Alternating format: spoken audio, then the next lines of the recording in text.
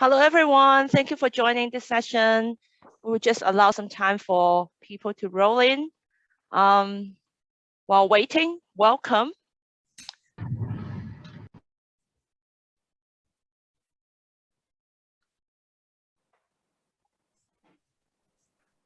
I see some familiar name.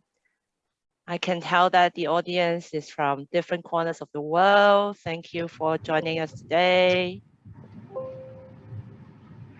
Please mute yourself when you enter the room. Appreciate that.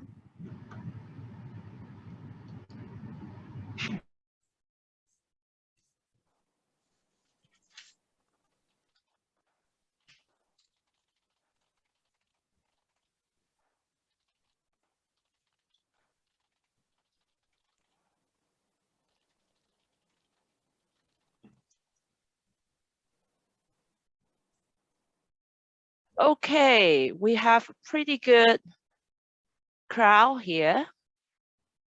Pretty good number. Thank you all for joining. Just want to say a very warm welcome on behalf of Hong Kong Baptist University. My name is Sam Wong, and I am the admissions manager for international students. And I'm very happy to be joined by two of our outstanding students today to give you this webinar. Now, this webinar will be divided into two parts. First of all, our full scholarship student, Alaba and Balnur, will talk about how to become a competitive candidate. And after that, I will give an admission talk for international qualification students and holders. And there will be Q&A session at the end, but during the presentation, feel free to type your questions in the Q&A. Now, without further ado, I would like to invite our speakers to introduce themselves. Shall we ask Balnur to start? Balnur? Yeah. Hi, everyone. I'm Balnur. I am a full scholarship recipient at the Hong Kong Baptist University, and currently I am at my final year majoring in accounting and finance. And today we're very delighted to share some tips and tricks on how to become a competitive candidate when it comes to university applications together with Alaba. Hi, I'm Alaba Adesanya and I'm from Nigeria. I study applied physics and I'm a full scholarship recipient at HKBU. And I will be joining Balnur to give you tips and tricks to help you become more competitive as a candidate. All right, now let's get started. For those of you who just entered the room, my name is Samuel. I'm the host today. And we will first start with part one, how to be a competitive candidate. Now, the first step to a successful application is to finding the right program. And Alaba will explain why is it important. Alaba, please. Thank you, Sam. Okay. Finding the right major, it's the first step to a successful application, because with the right major, you have the passion and you can express that passion in your application, in your personal statement and everything. It gives you like the drive for what you're applying for. Yeah. And next slide. Now, we'll give you some steps on how to find the right program. The first step is to take a career test. Career tests, they help you to match your personality and your interest to a range of careers or majors that would actually suit you. So for me, before I took a career test, I was stuck between general engineering, computer engineering, and agricultural science, because those were the only ones I knew of and I knew I liked. But after taking the test, it exposed me to a broad range of science and technical related courses and careers. So from that, it gave me more options to choose from. And then I found out I had things I wanted to do, and it gave me what I wanted to do. Yeah. So yeah, next slide, please. And also when you're if you do take the test, or if you already know what you want to do, you need to approach looking for a major in the university with an open mind, because your interests may not necessarily be the name of the program offered by the university. Like for me, I wanted something to do with engineering, something I could create or do with my hands. But then as I was looking at schools, like for example, HKBU, I didn't see any engineering. But then I saw physics and I decided to look deeper. And then I found out the program has a lot of similarities with engineering. You get almost the same experience. So from my experience, I'll tell you to know your interests, yes, and then when you're looking for a major, make sure you go deep into the major and like research not research, look up, because it's on the website, look up what they are doing. Okay.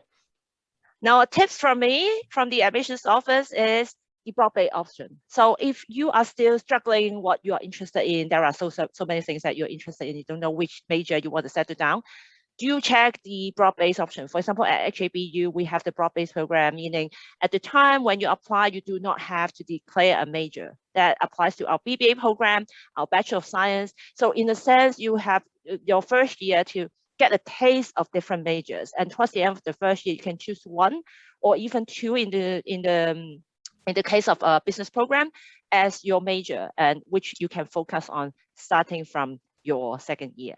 Now, after finding the right program, you will have to move on to identify your destination. Alaba? Thank you.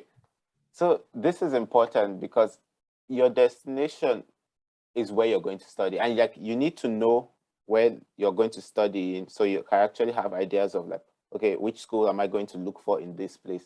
So like when you're find your destination, it's not just about your preferences. You also need to understand that different countries have different application timetables and different mechanisms. For example, one country may have its whole application season earlier. So by when that country ends its application season and you already receive your results, some other countries may still have their own application season still ongoing. So you need to know which countries have which systems and then use that to your advantage. And now we'll tell you how to find a country. Yeah. First of all is to consult with others and list out your preferences. So if you have no idea about where you're going to study or like which countries are actually options for you, you could talk to someone you trust, like someone like a counselor or just somebody that knows about colleges. You should talk to them and then get information about countries. And next slide, please. Then you should also list out your preferences and list when you get the schools. Yes, you should research those schools, like whether you get them from someone you know or trust or you already know them. You should do your research on the schools, and when you're doing your research, you should keep like your preferences at the back of your mind. Your preferences could be like the culture, the language, the climate, or even what you're going to do with your degree when you're done, whether you want to study, continue at graduate school, or work in that country, or even carry your degree to another country. You need to check whether those will be able to do that if you study in a particular country. And also for identifying more than one country, this is very important because it's just like keeping all your eggs in one basket. It's never safe. It's never safe to apply to just one country, because for me, I applied only to the US. I applied only to the US after graduating. And then by the end of the US application system, I didn't have any offer. I didn't know what to do. I was almost depressed. But then I had a sister in mainland China, and then I asked her about applying to schools in China. I asked my college counselor that helped me apply to the US. I asked her about other schools, and she told me to check some good schools in Africa. I also had another counselor that introduced me to schools in Hong Kong, in India, in South Korea. So I took their information and then I went to apply, and then now I'm in Hong Kong. So like from my experience, I went through the long way. You don't need to go through that. I would advise you to look out for many countries and then apply to them. And my tips here is, when you do your research, there are so many websites to choose from. It's very difficult to choose the credible one, which is more important. So you can look for the study in certain country website. For example, Hong Kong has the study in Hong Kong website. There is a study in Japan website. There is a study in the Netherlands website. And usually these websites are hosted by the government. So you can get some correct and updated information, and that would be a legitimate source of information. Yeah. The third thing to take note of when you're looking for a country is after you find, not country, destination. After you find the countries you want to apply to, you need to look at like what universities are there, and when you're going into that, you need to look out for the programs, whether the university has the major you want, or like something similar, like I mentioned before. Check out whether they have that. Then after you find out whether they have your program, you could also look out for the experience. Like, does the school offer exchange? Do they let you pursue? Yeah, do they let you pursue your sport interests? And whatever is important to you, does the school experience let you do that? You could also check out for resources, like whether the school has housing or scholarships or any form of financial aid that will make your stay comfortable according to your needs. Yeah. Now, the tips from me is, if ever in doubt, contact the admissions office.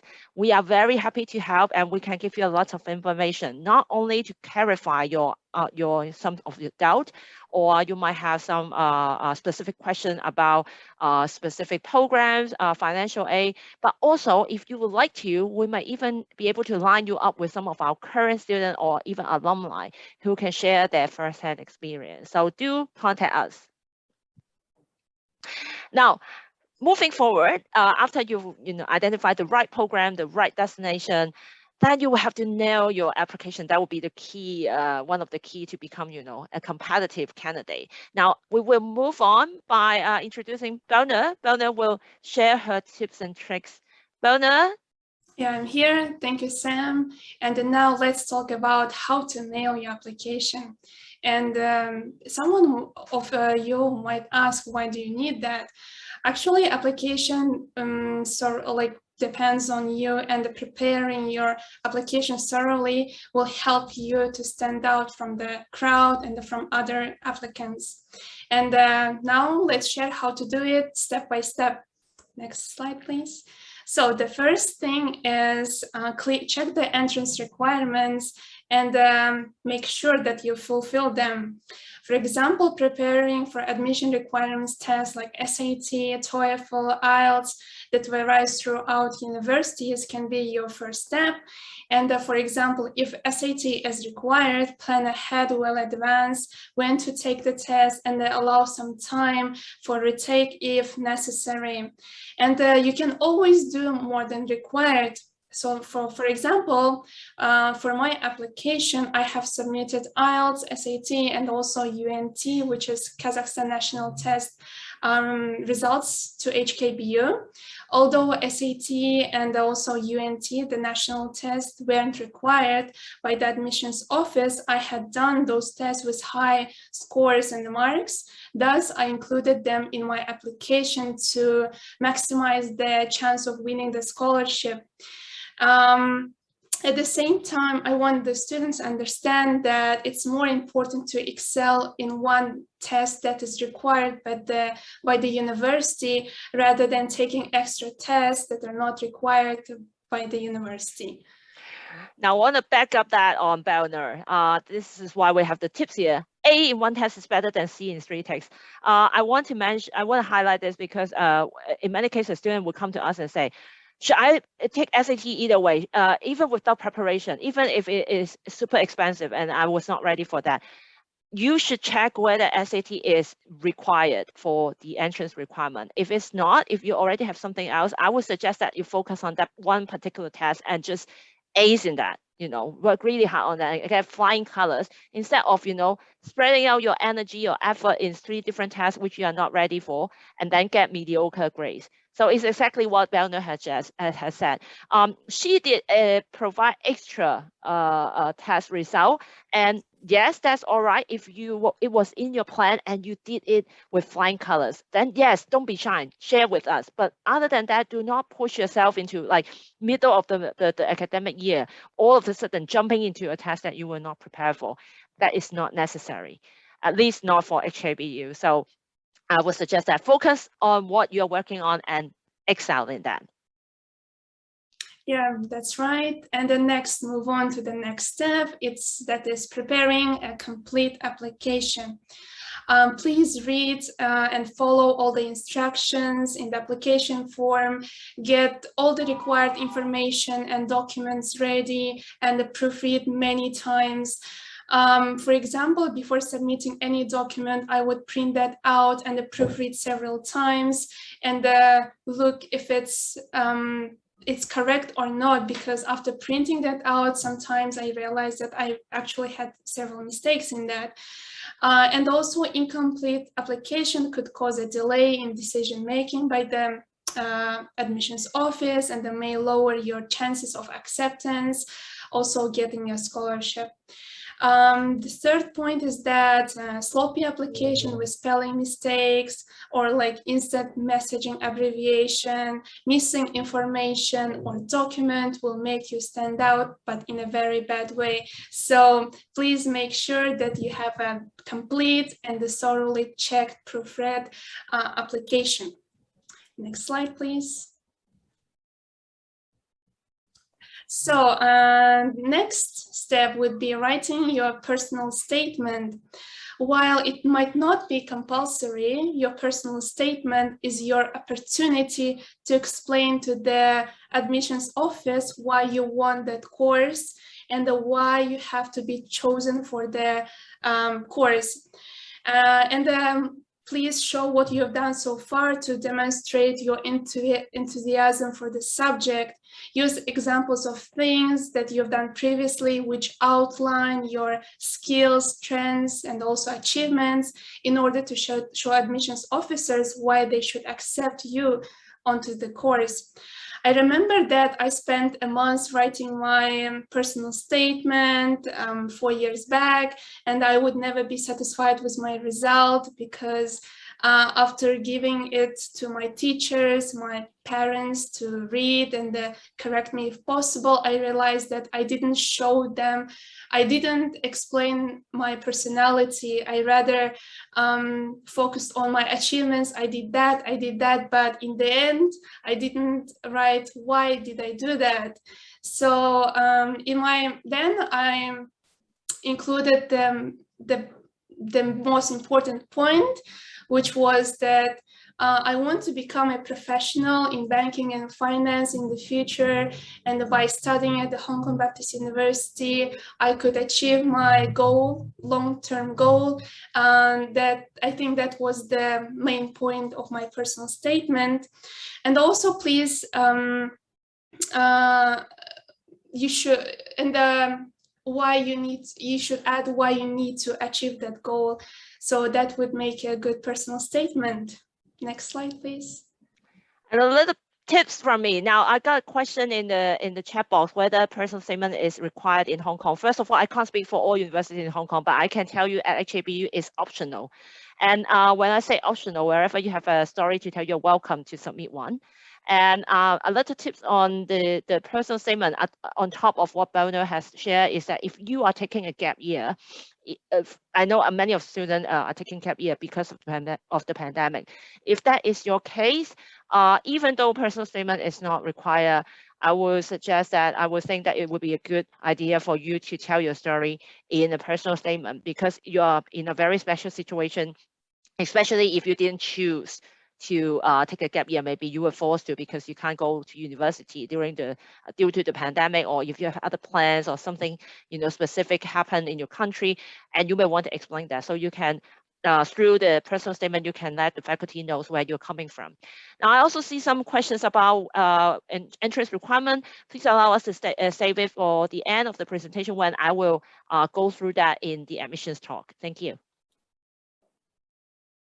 So the fourth step on how to nail your application would be obtaining letters of recommendations. Please collect letters of recommendation from your teachers at the school. Invite teachers who know you very well and who would be willing to talk about your strengths in detail, and also giving some examples if needed. Alternatively, you may want to have someone who can speak well of what you have done outside the classroom, but is related to what you say is of importance to you. in your college application. For example, if leadership or community service is important to you, please, you could go you could have a sponsor of an organization where you are serving or volunteering to talk about your role in leadership or volunteering or teamwork experience. And in order to show the university admissions office that you are a well-rounded individual with a lot of things to offer to the university, the letters of recommendation should give a sense of who you are rather than just focusing on your academic side. And the last but not least, quality and the relevance are the key. And as for me, as I wrote, as I was applying for accounting and finance in BBA, it was very important for me to have problem-solving skills.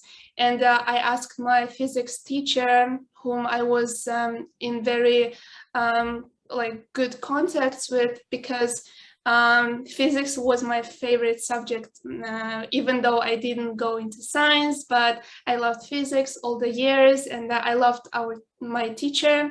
And he gave me a letter of recommendation talking about my problem-solving skills, attention to details, and the other relevant skills that are needed for being admitted to a BBA. Next slide, please.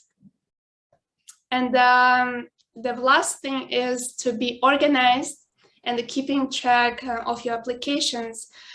Don't prepare the applications 3 days before the deadline, because you won't have enough time to revise everything that you've submitted, and also you can figure out that you don't have necessary documents. And make sure that you are aware of all the deadlines ahead, that you're well prepared to ensure that all aspects of your application and are completed on time. And making a list of upcoming deadlines, either on calendar or your notebook, would be one of the tips that I would give. But using the application tracker is the most powerful tool that I used back in days. And also right now I'm using the application tracker for not university applications, but job applications. Then it helps you stay focused, organized. And I would suggest you to use either Excel or Notion. That would be really great. Next slide, please. And here is me again, jumping in for tips. So other than just keeping the deadlines, not to miss the deadline, that's the basic. But you can also, by keeping track of all those deadlines, play a strategic game, because different universities have different admissions mechanism. For example, at HABU, we do process application on a rolling basis, and we issue offer and give away scholarship on the rolling basis as well. That's why, if you apply earlier, you actually get a better chance to get a scholarship. And this is why you should keep track of the application, not just the specific day, not to apply by the deadline, but how to apply at a strategic timing that will make take it as a biggest advantage to your application. Now, after submitting an application in some universities, including HABU, there will be interview, and it's important for you to ace the interview. And Alaba, could you please tell us why and how? Yeah. So the interview is really important, but for some for some universities, the interview is a critical part to your chances of getting either an offer or even a scholarship. And next slide, I'll tell you how to prepare for it. Yeah. Okay. So the first way is to prepare answers for the common questions. And the common questions, you can find them all over the internet. Just Google it, you'll find a lot of common questions. On the next slide, I'll show you a few of them. So these are some common questions, and what they have in common is that they are mostly open-ended, so they give you a lot of chance to talk about anything and everything, and it gives you the chance to put in as much details or as little details. I would advise you to put as many details as possible. When they ask you a question, you should tailor your answers to making you presenting yourself as a better candidate. For example, I was doing my interview with some science faculty for HKBU. They asked me questions on what I did in the summer, or how I have prepared for studying science or physics. in HKBU. And I made sure I talked about the research I was doing online, so like in physics. So like I put in as much detail so they'll know I actually like physics, I know what I'm doing, and I'm ready to study in HKBU. And also, I would advise you to practice these questions, because you don't want to go into, because these questions, they are huge. If you haven't practiced them, if you don't know anything about them, they're really huge questions. But I advise you to practice these questions beforehand with somebody who can give you feedback. So like when you get into the interview, even if it's not the exact same question, you know how to answer it, you're more prepared. Yeah. Next slide. Now, here's the tips for me. Now, in many cases, when students enter the interview, they will talk about why I want to join the university. I love the university. I admire your program. I want to be part of your research. I want to do this and that. I want to take this and that. But it would be nice, if you can also share how do you plan to become a member of this community. You can talk about how you plan to contribute to the university. And when I say this, I don't mean like you have to say, oh, I plan to donate a library, or I will win like 3 championships for your university every year. It's not like that. It doesn't have to be that grand or exaggerating.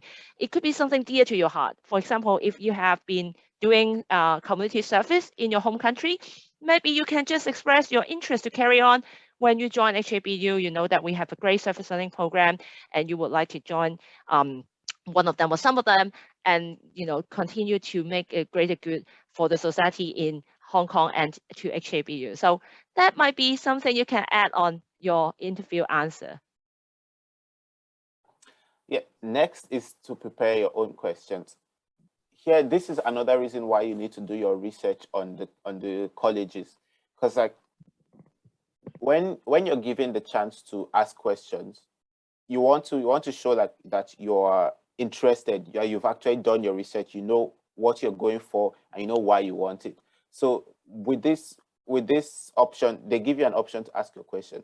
So you can then take the interesting things you found out from the university website when you were looking at the university, or finding out like opportunities or just the program. You can take whatever interesting things you saw there and ask them questions about it, and like go deeper, go beyond like what you saw on the internet, and ask them questions so they know you're serious and like you really want it. Like for me, when I was doing my interview, I asked the professors about like what research they did and how students could participate in it, and like just things about the whole learning environment, how it felt to like for them to teach, and whether they thought what they were teaching was like hectic, just like so they'll know I'm really interested in learning there and studying there and being part of the school.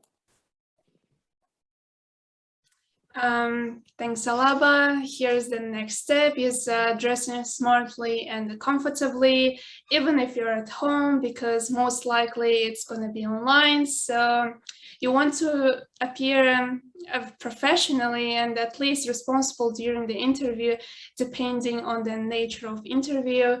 And so basically, if it's online, please don't come to the interview in your shorts and slippers, because it would give you too much comfort.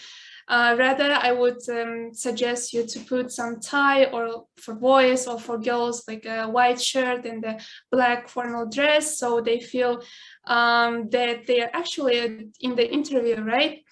So that would be my advice. And the next is to troubleshoot for possible technical problems.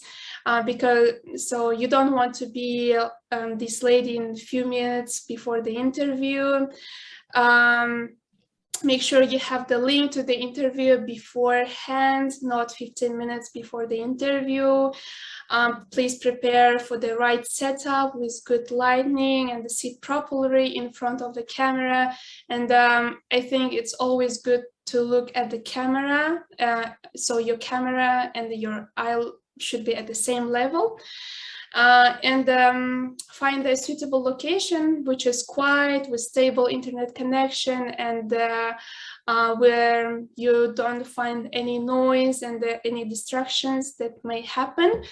And please mute your phone and shut down any app on your laptop that might cause any notifications, so you can facilitate very smooth interview process. Thank you.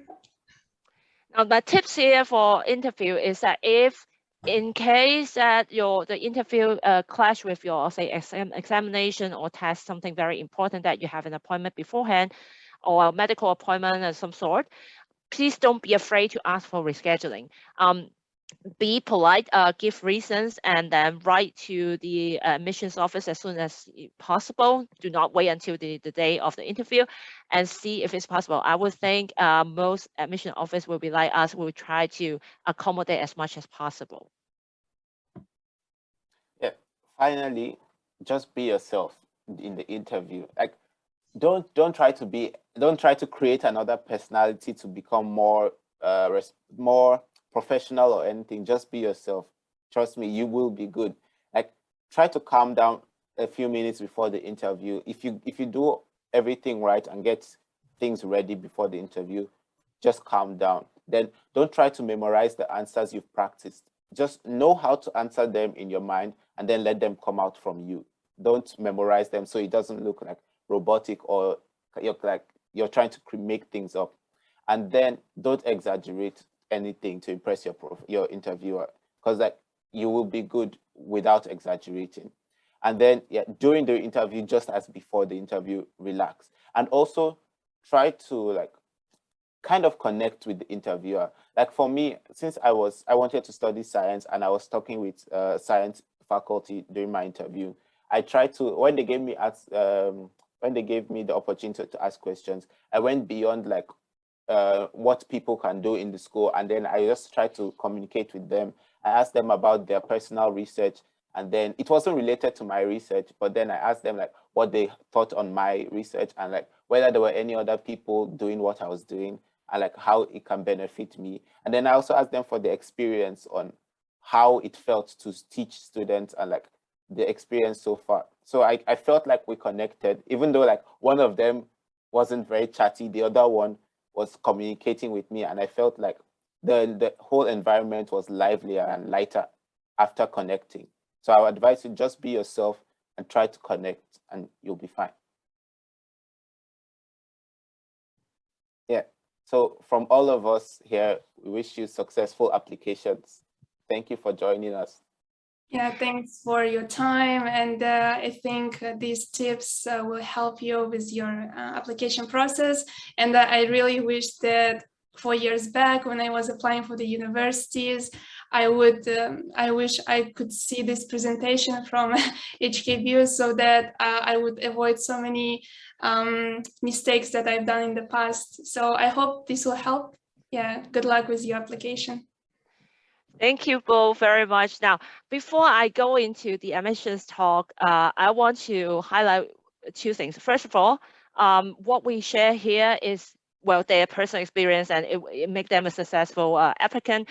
But when you are applying to university, and including the tips I give, when you are applying to university, you should always check what are the specific requirements that from that specific university that you're applying to, because something that is applicable to HKBU does not mean that it's applicable to the university or other university that you're applying to. That's one thing. And also, I see a lot of questions about entrance requirements and admissions, which I will cover in the admissions talk, but there are two questions that is specific to what you guys have shared. So I want to just answer that two questions first. First question, which I find it very good question, and I really want to address that. The question is, should I buy a separate high quality camera to appear better at the interview, or just use the laptop camera? My answer is, I don't want you to spend money on the interview. I mean, it's not fair, because what if for those who cannot afford a new one, right? So if it is technical problem, I think the faculty will understand. But what you can do, and what I'll suggest you to do, is talk to your teacher about it. See if you can borrow a computer or camera, or do the interview at school using the school computer. So instead of, spending money on it. Another question I would like to ask Alaba and Balnur to share is, what is good to include in what are the important information to be included in the personal statement?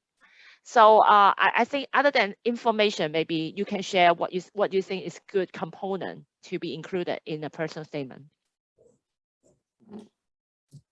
Yeah, I want to sure. go first. Yeah, let me go back to 4 years back. So, so actually, like writing a personal statement like consists of like the introduction, body, and conclusion as any work. So for me, I think I included some points that would I believe they help me, but I will never know if they actually help me. So let me share my personal experience, and you can have a take notes. First of all, I am included that what is my passion, that is becoming a professional, right? So, and I included that I would like to work in Hong Kong for a couple of years to gain the experience.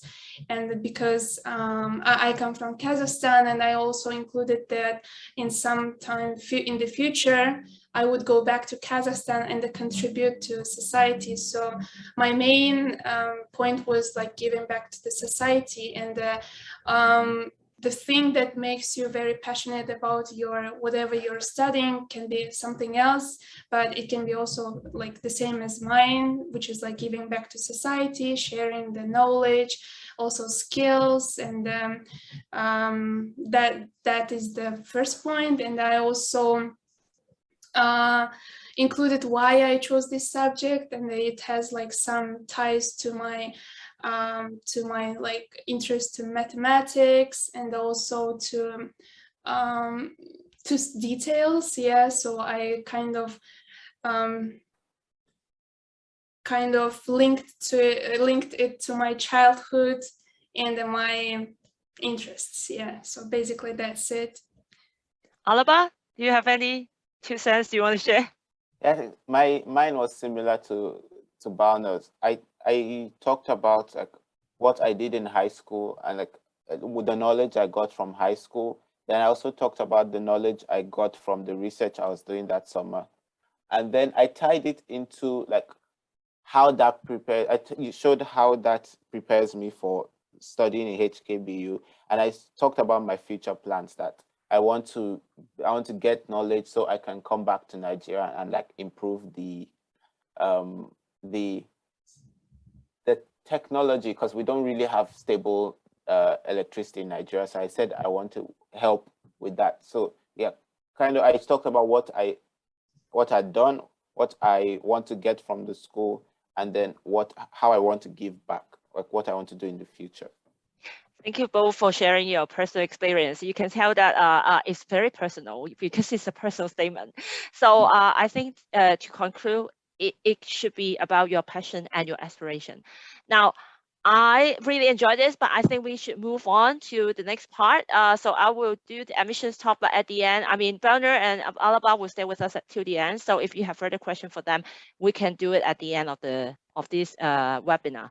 So let me share my other PowerPoint, which is our admission talk.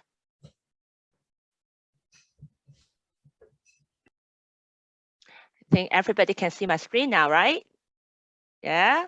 Okay. All right. Now, for those of you who have entered the room late, I am Sam Wong. I'm one of the admissions manager here for international students. I'm very happy to introduce you Hong Kong Baptist. Now, to start with, why Hong Kong? Now, Hong Kong is a vibrant city. I think our students will be able to confirm that. And this is a city full of opportunities. And here are some ranking we are on.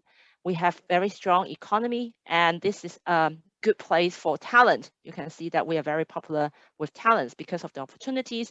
And I believe also how we handle the pandemic helped quite a lot. And we are very blessed here to have a safe space for our students for quality education or even career development afterwards. Many people think of Hong Kong as a metropolitan, busy city, fast-paced. That's true. But what you're looking at here is also Hong Kong. 40% of the city is preserved as country park. And I would say, I mean, if students, you can tell me if it's right. I think hiking is definitely one of the top 3 activities among us, right? In Hong Kong, hiking is very popular because, well, first, it's highly Instagrammable. people imagine all the beautiful photo you have taken. Now I see Balnur smiling because we all have a lot of beautiful hiking photo on our Instagram. Secondly, it's cheap. You know, take a bottle of water with you and a banana. You spend quality hours with your friends up there. And third of all, it's safe, especially during the pandemic. You know, you get the fresh air away from the crowd. So apart from hiking and the metropolitan life, it is also a city with diverse culture and different choices of food. So if you are a foodie, this is a place to be. And of course, Hong Kong is an education hub in Asia, providing quality education to students around the world. Hong Kong Baptist is a place where we grow students as a unique individual. We actually have a slogan, be you, be unique. And here we provide a welcoming and supportive community. So we were founded by the Baptist Convention in 1956. That's why the name, but there is no religious requirement or curriculum. So we welcome everybody regardless of religious faith. We are one of the government-funded university. We have strong funding, steady funding from the government, and we also teach English in our university. So English is the medium of instructions, and other than just a handful of programs that are specific to Chinese proficiency, that are such as Chinese medicine or translation between English and Chinese, or Chinese language and literature. Other than that, all other programs such as business science, visual arts, communication, all that are taught in English. And we are located in the city center, which makes it extremely convenient for our students to explore the city without wasting money or time on transportation. I've also included here our rankings from this year. We're 23rd in QS Top 50 under 50 and 62nd in THE Asia University rankings. Now, in terms of programs, we have 7 faculties and schools providing over 40 different majors. I'm not going to go into details of every single one of them, but you can find detailed information and you probably have to go to some of the information session today for individual programs.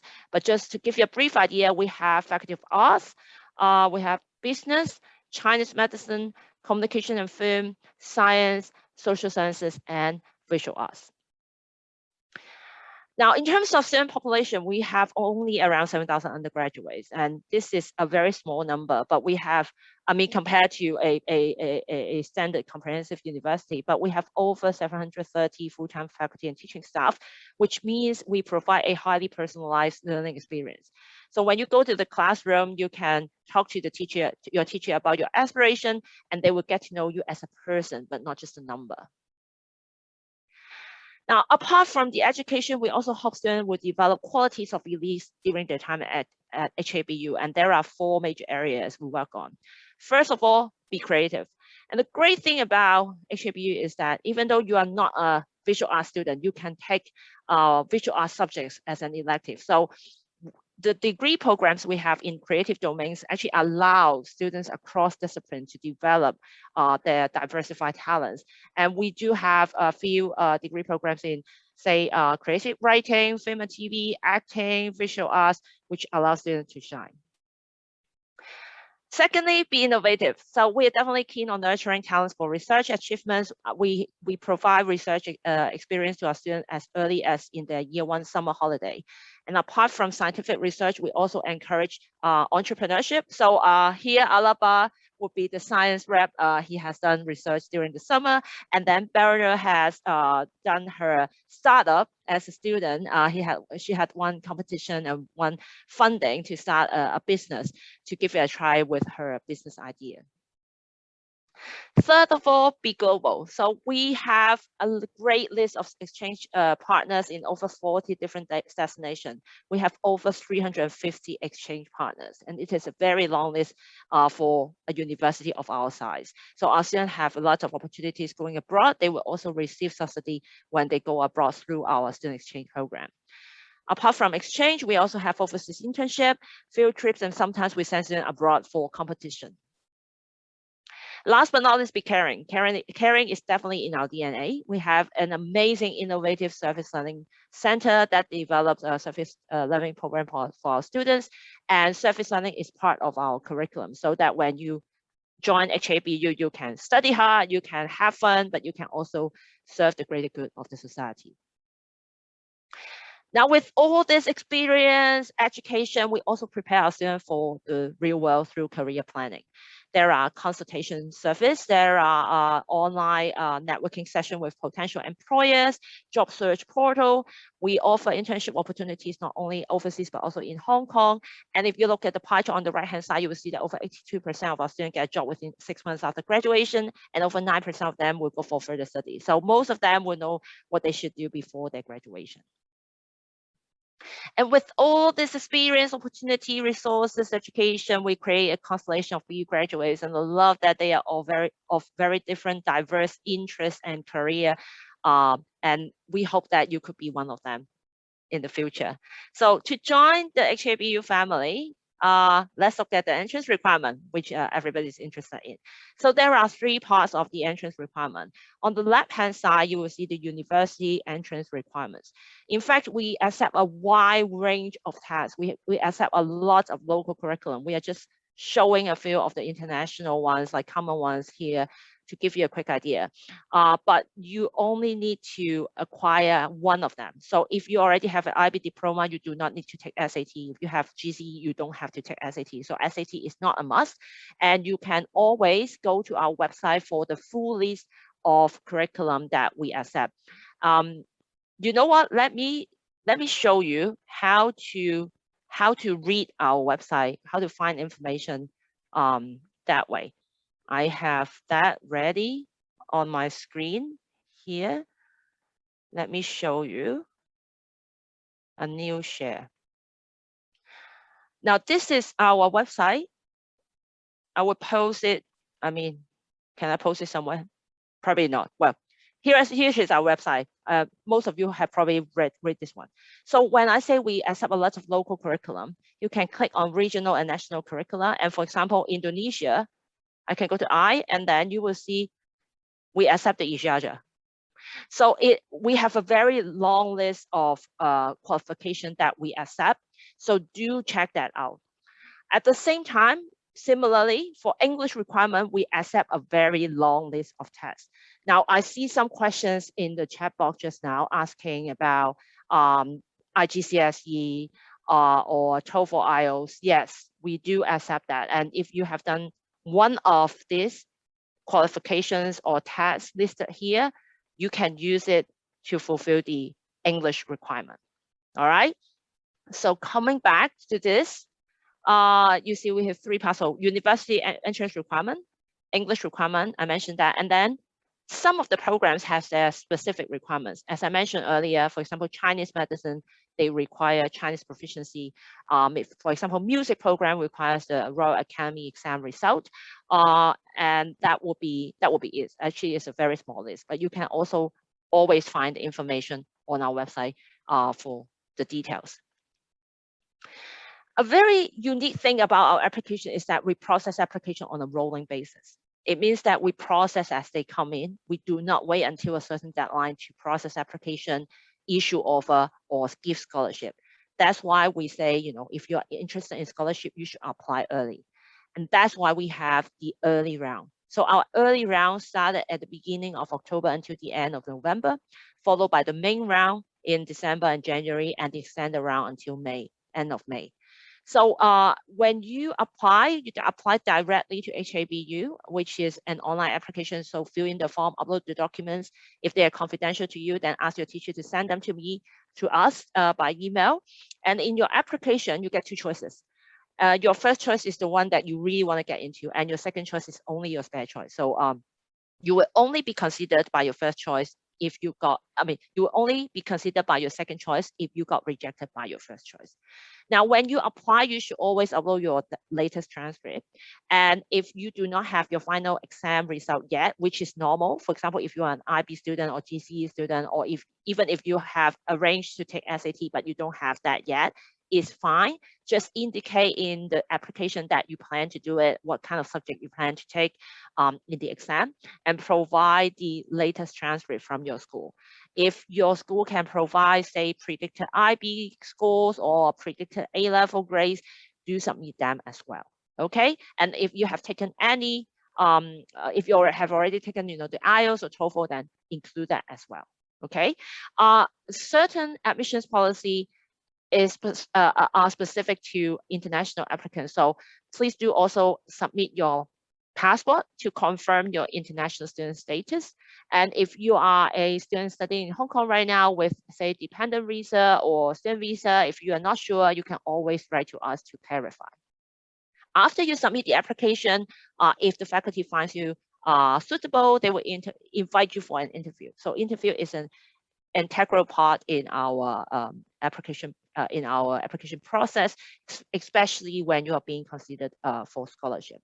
So after the interview, there will be an offer, there will be a result if your application is successful, and it could be an offer with conditions and scholarship.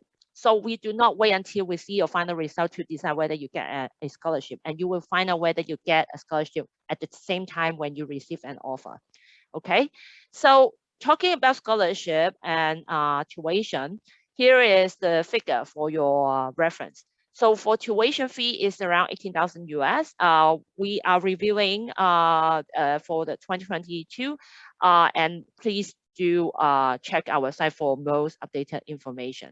For the dormitory, we have on-campus accommodation, and it will cost around 2,000 US for one academic year, which is around 10 months. So all international students are guaranteed their first year on campus, a spot at the student residence.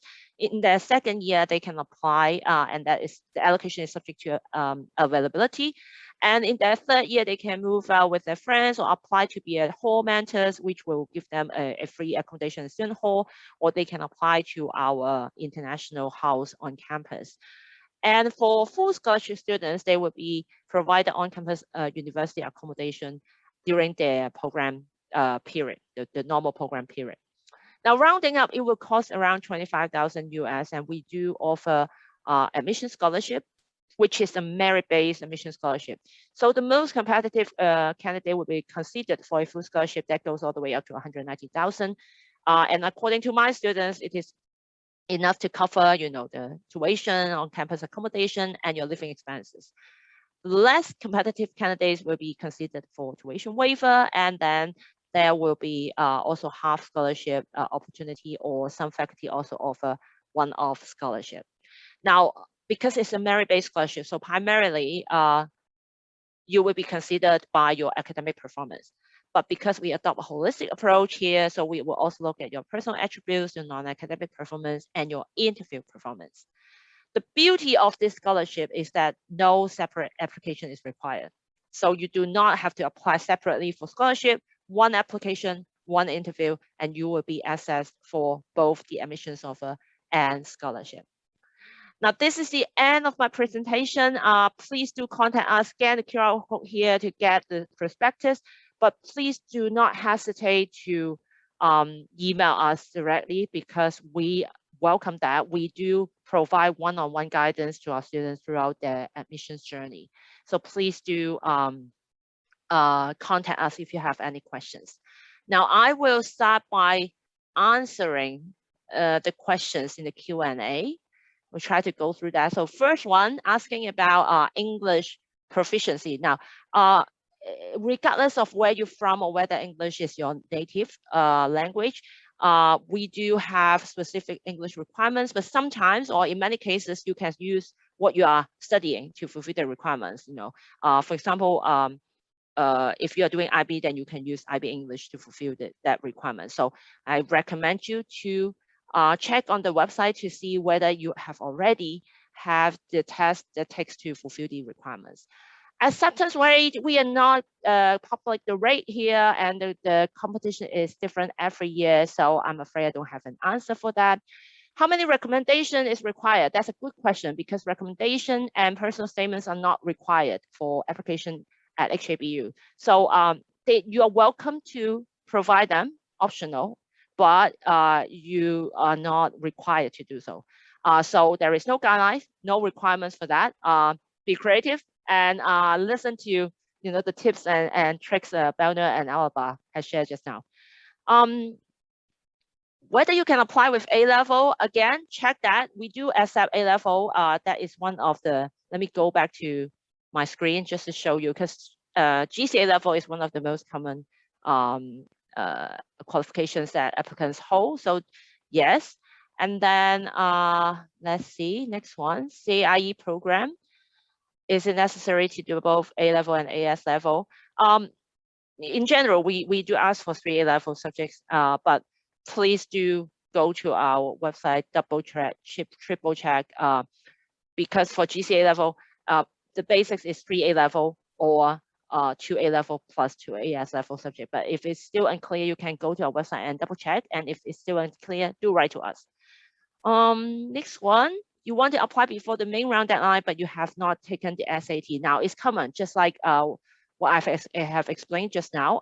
It's okay if you do not have the final answer yet, but you can apply with your latest transcript for now. So you don't have to wait until you have the result on hand to apply. You can indicate that you have plans to take that and when are you going to have that result. So I will jump those questions about entrance requirement. You can find specific on the website, which I've shown you. And the reason why I want to leave it to you, because most students do a lot of tests, like you maybe have done IGCSE, you have done TOEFL, you are going to take GCA level. And when you see the list here, you will easily find, oh, I can easily fulfill this condition because I already have like 2 out of 3 of them. So I will leave that to you. You are taking a gap year, and do you have to prove that you are taking a gap year? I don't think you need a proof, because you will have your high school graduation diploma issue from 2021, and then you are like idling, like you are not studying anywhere. So this is an honor system. I mean, when you apply, you have to vow that all the information is correct. So we take your word for it in a sense. If you want to study a field major on topic like arts, what should you do? Now, first of all, do you listen? I mean, listen to what Alaba just said. Find your interest. I mean, if you have you want to do 5 majors during your university life, that is not realistic. You probably have to narrow down, and it's probably because you haven't figured out what you really want. So I suggest that you go through that process first, and then if you really want to do, like I know exactly what I want to do, think about minor program, because being a university student could be way harder than you think. I think Alaba and Balnur can confirm that. And trust me, they are brilliant students. They are outstanding, high achieving students. But being a university student is a lot. And you don't just want to shine, excel in your study. You also want to be part of the community. You want to take part in certain activities. You want to make friends. You want to experience life. So instead of just jumping into a few majors, I strongly suggest that you look into what you really want. And if you really want to do more, consider a minor program for that. In BBA, what's the interview is like? So here, cross program, the interview is usually, in most cases, individual interview. So you will have a panel of at least 2 professors interviewing you, and it will be, it's not a long one. It's not like a 30-minute or 45 minutes interview, but it will be very focused, and you will have a great shot to tell the faculty where you're coming from. Is it encouraged to include academic understanding in the personal statement? Now, here at HABU, because it's not compulsory, so we do not have guideline for that for sure. It might be a case for certain countries.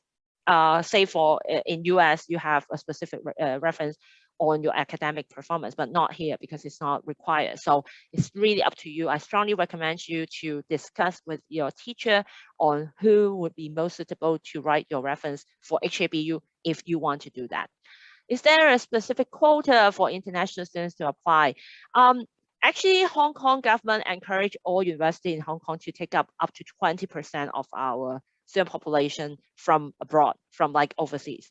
So it is there is a quota, but it's a rather big quota, I would say. Is there a specific number of people getting the full scholarship? I believe you are asking. So what happened is, because we have different kinds of scholarship, we have full scholarship, tuition waiver, half scholarship. We have a pot of money, but there is no certain number. It's not a certain number of scholarship, and it really depends on the competition that year. How to build good habits every day in order to have great things in our resume for application. I will leave that to Alaba and Balnur. I think what she's trying to ask is, or what he's trying to ask is, being a high school final year student is already tough enough. How do you still find time to get great things done to put that into your resume. Do you have any tips? Do you remember what it's like? Yeah, of course, the final year can be like very, very hard, difficult, because you're overwhelmed with your assignments, with your studies, at the same time with your applications. Just be healthy, try to like be focused on what you want. These are like very generic tips that I still use, like just be healthy. That's the most important thing, like do sports, and also be organized. What else to say? I would say that don't give up, never give up, because in the end you will get what you want, like that's for sure. If you work hard and put all of your efforts, you'll get what you want. So just don't give up and work hard, and don't be lazy. Yeah. That's it from my side. Alaba, do you have any tips? You're muted. Sorry. Yeah. I did, for me, I did everything, all the things to boost my application. I did them during my gap year.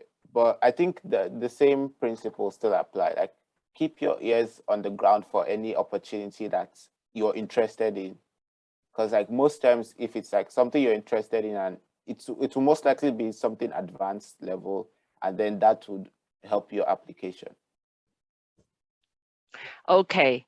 Okay, I think this is speaking from, first-hand experience. Now I'm going through the questions. Many of them are about the entrance requirement, and I will leave it to you for you to explore. But I do want to pick a few questions to answer. First of all, we do not have early decision or early action here in Hong Kong, so it's not binding. But if you receive an offer, you will have to make a decision within 2 weeks, around 2 weeks, usually 2 weeks, whether you will accept the offer. And when you do, you will have to pay a deposit, which will be part of your first installment of tuition fee at the end. Okay, so that's how it works. And some asked about GED. GED is indeed not on our list of recognized qualification, but we have experience assessing applicants with GED, and we have successful applicants with GED before. So if you GED holder, and if you're interested, do write to us for clarification or information. At the moment, we do not accept Duolingo. And if you are in a country where both TOEFL and IELTS or any other tests we accept are not available, and that is official, then you may submit your Duolingo exam result, and the faculty could consider that on a case-by-case basis if that is preferred by them. And for IB students, many ask the score. The minimum requirements is completion of IB, but you can, and I want to show you how to find it here. You can see the score reference from last year, from like 2021 entries, and it's here. So if you go to our website, you can find the average admission score here for reference, okay? Now, I think these are the few questions that are not covered by the website, that could not be covered by the website, and very specific, but also see that we are running out of time. So I would strongly suggest, we will try to go through the question, and when we will share the recording with you. So when we do that, we will try to answer those questions as well. But you are also welcome to contact us directly, write to us directly if you have doubts. In fact, I think it is pretty clear, especially in terms of the entrance requirement. We have put it on the website. But if you have doubt, please do contact us. And I believe we will have to call it a day. Thank you very much once again, Balnur and Alaba, and for the audience for asking wonderful questions.